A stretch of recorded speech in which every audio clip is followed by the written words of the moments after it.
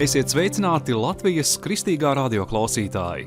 Jūs pašlaik klausāties Adventistu vispasaules radio raidījumu. Ar jums kopā esmu es, Ģirds Jaunzems. Kas bija Jēzus? Kāpēc Bībele viņu sauc par Dieva dēlu? Un kas patiesībā bija tas bērniņš, kas piedzima Silītē Betlēmē? Šie nav tikai Ziemassvētku stāsti vai senas leģendas. Tie ir jautājumi, kas skar katra cilvēka dzīves jēgu un cerību. Aicinām jūs klausīties mācītāja Alberta Truča uzrunu, kurā atklājas, kas bija Jēzus, kāpēc viņa nākšana mainīja pasauli un ko tas nozīmē mums šodien. Patīkam klausīšanos!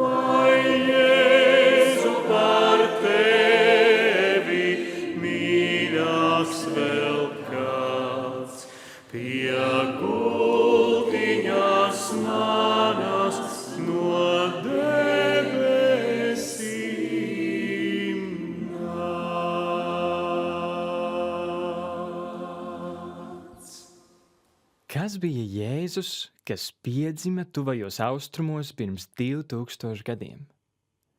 Ja viņš bija Dievs, kādēļ viņu sauc par Dieva vienpiedzimušo dēlu?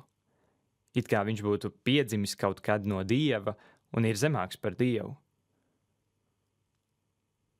Mēs varētu šeit sākt filozofēt, bet mēs varētu arī skatīties lielajā Bībeles stāstā, kā tā pati to skaisti paskaidro.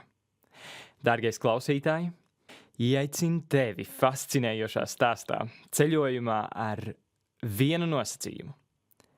Uz brīdi mēģini nolikt malā domas, ka tu jau visu, ko zini par Jēzu un Dievu, un ja tu domā, ka tiešām vēl īsti neko nezini un nesaproti par Jēzu, varbūt tev būs vieglāk.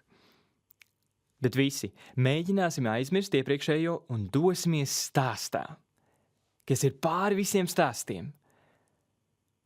Un es minēšu, ka šādu Ziemassvētku stāstu tu vēl nekad nebūsi dzirdējis. Un tā izpratis, kas bija tas bērniņš Silē un kādēļ viņu sauca par Dieva dēlu. Sākumā Dievs radīja debesis un zemi.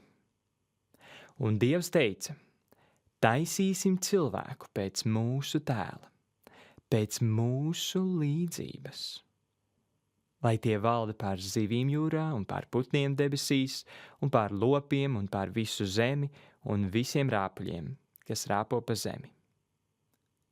Šis bija lasījums no paša Bībeles sākuma, 1. Mūzes grāmatas 1. nodaļas 1. pants un 26. pants. Es izmantoju jaunu revidēto tulkojumu. Ko jūs uzzinājāt? Uzreiz šeit tiek veikts pieņēmums, ka ir Dievs, un viņš ir bijis no paša iesākuma. Citiem vārdiem, viņam nav sākuma. Un viņš radīja visu, debesis un zemi. Un tad, kas ļoti īpatnējs, kāda iemesla dēļ Dievs runā ar sevi daudzskaitlī. Taisīsim cilvēkus pēc mūsu tēla, pēc mūsu līdzības. Varbūt šis pavadiens mums tālāk noderēs, lai saprastu stāstu. Viņš vai viņi izveido pirmos cilvēkus, Ādamu un Ievu, un nodod viņiem savu līdzību. Aicinu ievērot vēl vienu aspektu šai stāstā. Dievs nodod cilvēkiem arī varu pār visu šo zemi, lai to pārvalda. Paiet kāds laiks un, ak vai, cilvēki pazaudē Dieva līdzību. Viņi atsaucas Dieva ienaidnieka meliem un sāk apšaubīt Dieva labos nodomus viņiem. Ar to viņi pazaudē Dieva līdzību, un Dieva nodoms cilvēcei ir pazaudēts. Vai tiešām? Vai tiešām nav risinājuma? Nē, ir. Dievam ir viens vienīgais risinājums. Bet kāds tas ir? Risinājumam jābūt tik dziļam, cik dziļas ir salauztās attiecības. Visu uzreiz mēs varbūt nevaram saprast, bet kaut ko gan. Dievs nāk pie cilvēkiem. Ne ar tūlītējo sodu, bet skaidru cilvēces glābšanas plānu. Turpat tālāk 3. nodaļā, 15. pantā atrodam risinājuma starus. Sievai piedzims kāds īpašs pēcnācējs, kurš sadragās Sātana darbus. Kādēļ tāds risinājums kritušajiem cilvēkiem? Nedaudz pārlikšu uz jauno derību, lai tā šo izgaismo. Lūkas evaņģēlija 3. nodaļā doti Jēzus ciltsraksti, ka viņš bija Jāzepa dēls un Jāzeps Ēlī dēls, un tā līdz pat Ādamam, kurš ir nosaukts par Dieva dēlu. Un tā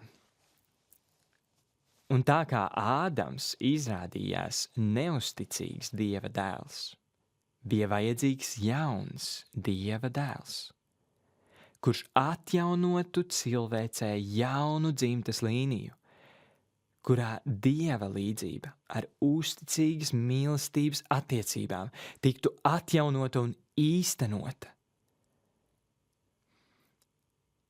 Varbūt Ādams un Ieva gaidīja, ka tas pēcnācējs būs jau viņu dēls Kains vai vēlāk Sets, bet nekas tāds vēl nenotiek. Cilvēcei izplešoties, Dievs īpaši uzrunā kādu dievbijīgu, bezbērnu vīru Ābramu, apsolot, ka caur viņu nāks svētība pasaulē. Tas ir atrodams 1. Mūzes 12. nodaļā, 3. pantā. Un tā laiks turpiniet uz priekšu, bet Ābramam pēcnācēji nepiesakās. Viņa sieva ir jau lielā vecumā un neauglīga. Viņš izdomā, ka varbūt Dievs tad grib piepildīt šo plānu caur viņa kalponi, un viņiem piedzimst bērns, bet Dievs saka nē, tas nevar būt derības apsolījuma dēls. No viņas sievas Dievs dos dēlu. Un beidzot, Ābramam, kuru sauc par Ābrahāmu pēc tam, arī piedzimst apsolītais dēls no viņa sievas, Īzaks. Tad ar Īzaku parādās pirmdzimtā dēla tiesības, caur ko tiek nodots īpašā dēla apsolījums. Ievērojiet šo, Īzaks tiek nosaukts par pirmdzimto. Un vēl vairāk, jaunajā derībā Ebreju vēstulē 11. nodaļā 17. pantā viņš nosaukts par vienpiedzimušo. Un šo es tagad lasīšu no Glika tulkojuma. Caur ticību Ābrahāms, kad tapa pārbaudīts, ir upurējis Īzaku un atnesis vienpiedzimušo, lai gan tas apsolīšanas bija dabūjis. Tā tad interesanti. Īzaks taču nebija nevienīgais dēls, ne arī pirmais.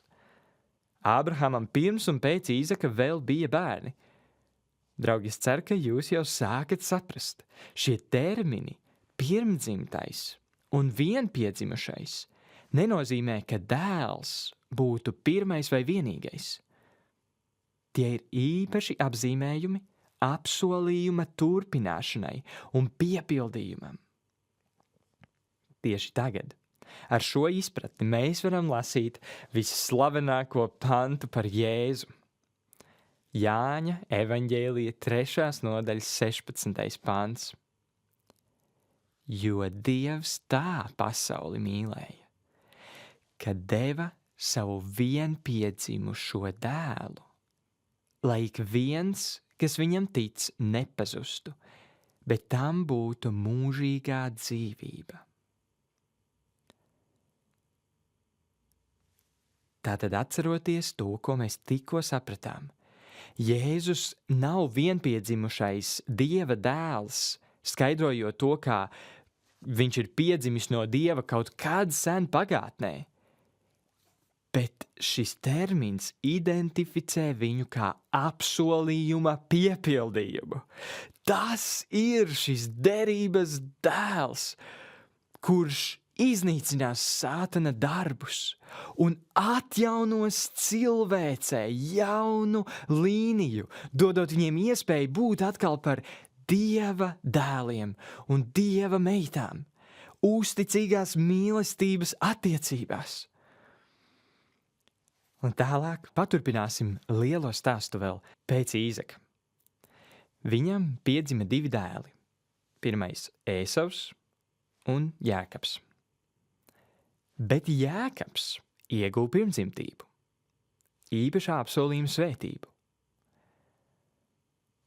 Jēkabu Dievs pēc tam pārsauca par Izraēlu. Un no tā izveidojās šī Izraēla tauta ar 12 ciltīm. Un vēlāk arī Dievs īpašā kārtā nosauc šo tautu par savu pirmdzimto, parādot, ka šis apsolījums, šī derība paliek. No šīs tautas nāks īpašs pēcnācējs un dēls. 2. Mūzes 4.22. Saki Fāronam, tā saka kungs, mans pirmdzimtais ir Izraēls. Pēc tam arī Dāvids. Jau šaurāk šeit redzam, tiek sašaurināta šī pirmdzimtā līnija, apsolījuma pavadiens. Psalms 89 un 28. pants. Tiešām es viņu darīšu par savu pirmdzimto, par visaugstāko starp zemes ķēniņiem. Šis ir Dāvida psalms par Dāvidu, un mēs redzam, ka šis pirmdzimtais tiek arī saistīts ar to, ka tas būs ķēniņš. Un mēs zinām, ka Jēzus bija šis gaidītais ķēniņš, kurš valdīja pazemībā, glābjot, atdodot visu sevi. Un visbeidzot arī jaunajā derībā mēs redzam uz Jēzu attiecinātu šo terminu pirmdzimtais. Piemēram, Kolosiešiem 1. nodaļā 15. pantā. Viņš ir neredzamā Dieva attēls, visas radības pirmdzimtais. Un droši vien jau tagad jūs saprotat, ko nozīmē šis termins. Jēzus ir piedzimis nevis pirmais šajā pasaulē kā bērniņš, vai arī nevis, ka viņš kaut kad sen pagātnē būtu no Dieva piedzimis, bet viņš ir apsolījuma piepildījums, šis te dzimušais, pirmdzimtais, kurš piepildīs, atjaunos cilvēci par Dieva dēliem un Dieva meitām. Un visbeidzot arī, lai mēs visi varētu tikt saukti par pirmdzimto draudzi, kā Ebrejiem 12. nodaļā 23. pantā ir apsolīts. Jūs esat tojušies pirmdzimto draudzei, kuru vārdi ir ierakstīti debesīs. Interesanti, ka tieši tāpat mēs varam saprast kādus apzīmējumus, kas jaunajā derībā ir teikt par Jēzu Kolosiešiem 1.18 un arī Atklāsmes 1.5, ka Jēzus ir pirmdzimtais no mirušajiem. Tas nenozīmē, ka viņš pirmais augšām cēlās no mirušajiem, bet tas atklāja šo domu, nevis laika chronoloģijā, bet derības apsolījumu nodrošināšanā un piepildīšanā, ka viņa augšām celšanās dēļ, ka viņš piedzima no mirušajiem, mēs visi reiz varēsim augšām celti tikt no mirušajiem. Tā viņš panāca šo, ka mēs varam būt mūžīgi vienoti būt ar debesīm, jo viņš izvēlējās būt mūžīgi vienots ar mums, kļūstot par dēlu, par cilvēku, iztukšojot sevi no visas dievišķības un piedzimstot par cilvēku. Viņš kļuva par to, kas pēc savas dabas viņš nebija, lai mēs varētu kļūt par to, kam pēc savas dabas mums vienmēr bija lemts būt par Dieva dēliem un meitām. Šis termins Dieva dēls vecajā derībā ir īpašs termins, kas saistīts ar šo apsolīto Izraēlu ķēniņu un Mesiju, kā mēs lasījām 89. psalmā. To pašu arī var redzēt 1. ķēniņa grāmatā 22. nodaļā 10. pantā. Un to arī mēs redzam, kad pienāk jaunā derība. Jāņa evaņģēlija 1. nodaļā 49. pantā. Nātaniels atbildēja viņam: Rabi, tu esi Dieva dēls, tu esi Izraēla ķēniņš. Mēs šeit redzam, ka Nātaniels, viens no Jēzus turpmākajiem mācekļiem, ir sapratis, ka Jēzus ir šis ilgi gaidītais Dieva dēls, un viņš to saista ar izpratni, ka viņš tad ir arī Izraēla ķēniņš.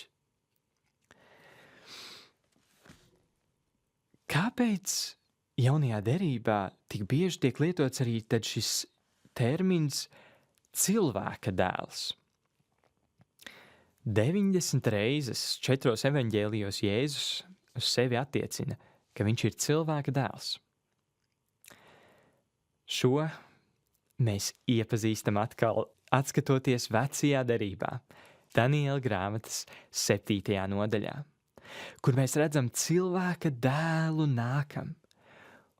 Un viņš ir attēlots kā tiesnesis, kurš saņem jaunu pārvaldi, nodibina jaunu valsti, debesu valstību.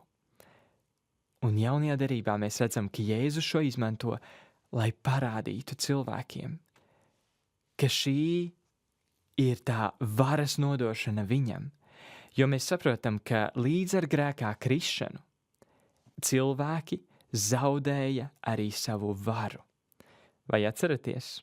Mēs sākumā lasījām 1. Mūzes grāmatā, ka Dievs nodeva šo varu cilvēkiem, lai viņi valda pār zivīm jūrā un putniem gaisā un visiem rāpuļiem, kas ir virs zemes. Bet līdz ar cilvēka krišanu grēkā, līdz ar pakļaušanos Dieva un cilvēka ienaidniekam Sātanam, cilvēki nodeva šo varu Sātanam, un tāpēc viņš tiek Bībelē saukts par šīs pasaules valdnieku.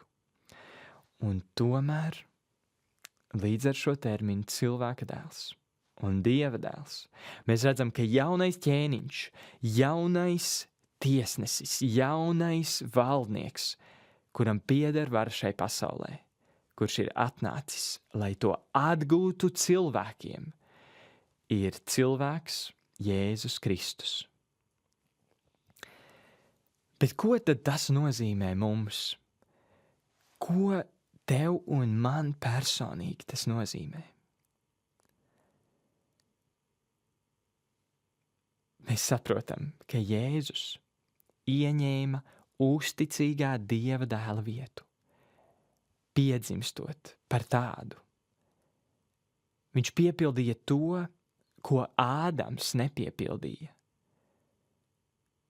Tādēļ mēs lasām vēlreiz Jāņa 3. nodaļā, kad Nikodēms viņam uzdev šos jautājumus un mēģināja saprast viņu labāk.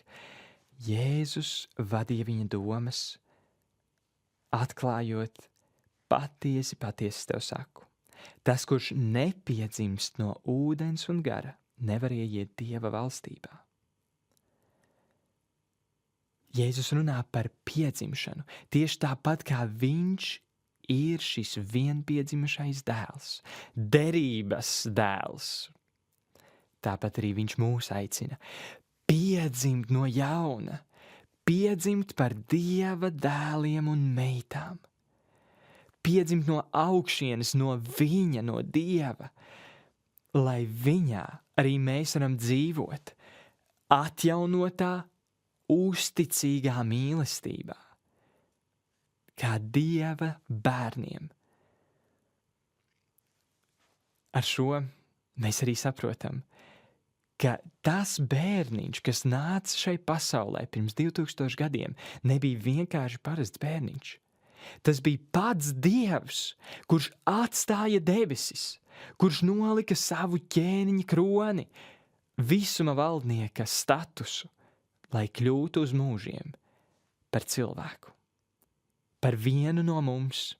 Un tagad viņš ir atguvis cilvēces tiesības, kļuvis par cilvēka dēlu, par vadītāju, to, kam ir vara pār šo pasauli un visā visumā. Viņš ir tas, kurš mums ir sagādājis pieeju pie Tēva, un tagad, kā mūsu pārstāvis, ir debesīs. Tāpēc viņš arī nekaunās mūs saukt par saviem brāļiem. Mēs esam viņa brāļi, un tai pašā laikā līdz ar viņu mēs varam būt tad debesu Tēva bērni. Mīļais radioklausītāji, vai tu vēlies atsaukties šai vēstī un būt par Dieva dēlu, par Dieva meitu? Vai tu vēlies pieņemt Jēzu par savu, varētu teikt, tēvu, bet varētu teikt arī par brāli, piedzimt vēlreiz no viņa. Iet jaunu dzīvi, atjaunota dzīvi, kā mums ir arī apsolīts. Efeziešiem 1. nodaļā, 4. 5. pantā.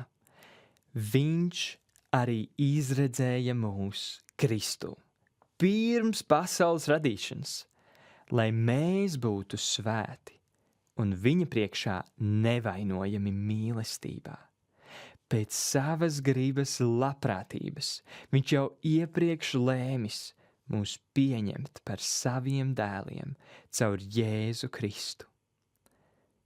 Viņš, Dievs, tevi pieņem par savu dēlu, par savu meitu, caur Jēzu Kristu.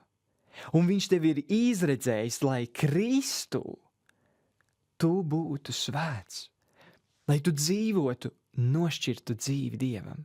Tas ir Kristum līdzīgu dzīvi, pēc Dieva līdzības. Kā te vēl ir teikts, viņa priekšā nevainojami mīlestībā, lai tu varētu mīlēt. Es ticu, ka tu arī pēc tā ilgojies. Es pēc tā ilgojos, kaut es varētu būt vēl līdzīgāks, vēl mīlošāks, kāds bija Jēzus, kāds ir Dievs. Un tieši to šajos Ziemassvētkos Dievs tevi ir sagādājis. Atsauksimies viņam, nodosim sevi viņam. Vai tu to vēlies? Lai Dievs tev palīdz. Amen.